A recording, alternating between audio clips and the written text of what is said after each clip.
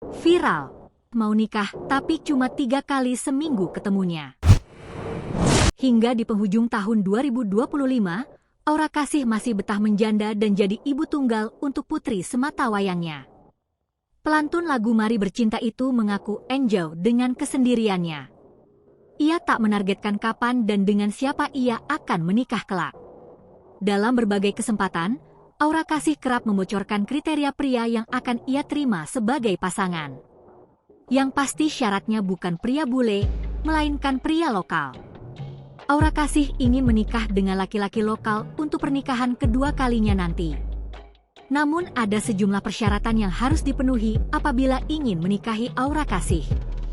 Di antaranya harus seiman, bertanggung jawab, mapan, satu frekuensi, dan memiliki kemampuan dalam memberikan nafkah lahir batin.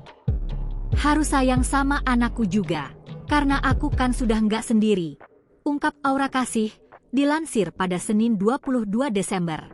Aura Kasih mengakui sudah ada beberapa lelaki yang berusaha menaklukkan hatinya.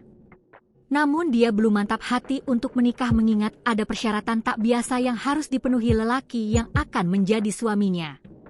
Syarat itu, kata Aura Kasih, dirinya tidak mau tinggal bersama suaminya dalam seminggu penuh atau 7 kali 24 jam. Meski sudah nikah, aku maunya ketemu cuma 3 kali atau 4 kali dalam seminggu.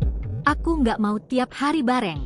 Kalau tidak bersedia, berarti tidak satu visi, kata Aura Kasih. Aura Kasih tidak mau tinggal bersama suami setiap hari bukan tanpa alasan. Dia mengaku malas dengan drama rumah tangga harus berantem bersama pasangan.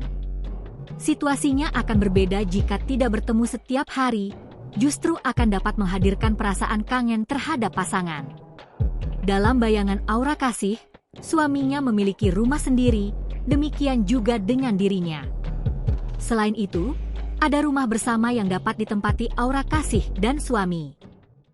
Download Tribun X sekarang, menghadirkan lokal menjadi Indonesia.